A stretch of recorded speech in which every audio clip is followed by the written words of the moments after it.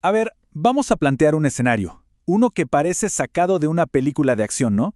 Pero que en realidad fue detallado por BBC News Mundo. Estamos hablando de la captura militar del presidente venezolano Nicolás Maduro. Hoy vamos a desglosar esa dramática hipótesis. Muy bien, ¿cómo vamos a abordar esto? Pues vamos a seguir la línea de tiempo que nos propone el artículo. Primero, ¿cómo es que Maduro llega al poder? Luego, nos metemos de lleno en las crisis que marcaron su presidencia. Después, algo clave, su habilidad para sobrevivir políticamente. Y de ahí a la recta final, la cuenta atrás para el conflicto y, por supuesto, el desenlace, su hipotética captura. Todo arranca el 8 de diciembre de 2012. Ese día hubo un mensaje televisado que, sin saberlo en ese momento, cambiaría para siempre el rumbo de Venezuela. Y ahí están. Esas fueron las palabras exactas. Un Hugo Chávez ya muy afectado por el cáncer, nombrando a su sucesor. La verdad es que fue una sorpresa para muchísima gente, que esperaba un hombre completamente diferente. Chávez, en ese discurso, destacó su don de gentes y lo describió como un revolucionario a carta cabal. Al final, se decidió por un civil, alguien pragmático, en lugar de figuras militares con mucho poder como por ejemplo Diosdado Cabello.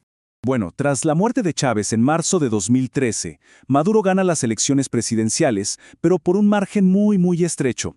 Y lo que hereda no es solo el carisma gigante de su predecesor, sino también una tormenta económica que ya se veía venir en el horizonte. Y aquí es donde todo se complica de verdad. La principal fuente de ingresos del país, el petróleo, de repente se va al suelo. Este fue, digamos, el detonante de una crisis que iba a golpear a todo el país. El costo humano de este colapso fue tremendo. Pensemos en esta cifra. Casi 8 millones de personas se vieron forzadas a dejar el país. Es un número que realmente habla por sí solo.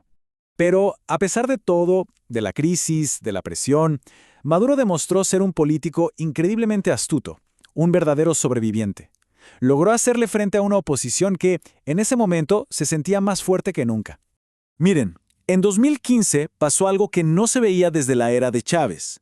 La oposición ganó, y ganó con una supermayoría en la Asamblea Nacional. Esto les daba el poder de aprobar leyes, nombrar funcionarios, en fin, un poder real.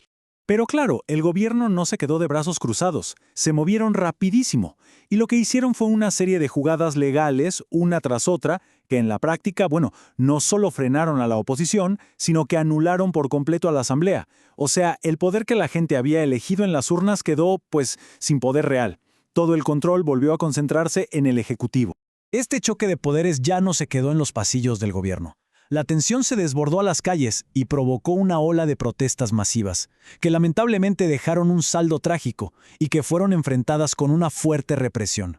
Y es justo en este punto donde la historia se acelera, ¿no? Se encamina hacia una confrontación que parece total y que tiene su origen en el surgimiento de una nueva cara en la oposición. Con todo esto, llegamos a una situación en 2019 que es de no creerse. Venezuela tenía, en la práctica, dos hombres que reclamaban ser el presidente legítimo del país. Imagínense la escena. A esta división política se le sumó una campaña de máxima presión desde Estados Unidos, bajo la administración Trump, que básicamente ahogó las finanzas del gobierno de Maduro. Y aquí es donde la cronología se vuelve hipotética. Entre 2024 y 2025, la tensión escala a niveles dramáticos y todo queda listo para un conflicto directo.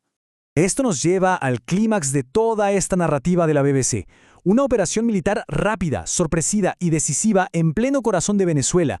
En este escenario, la operación es, como dicen, fulminante.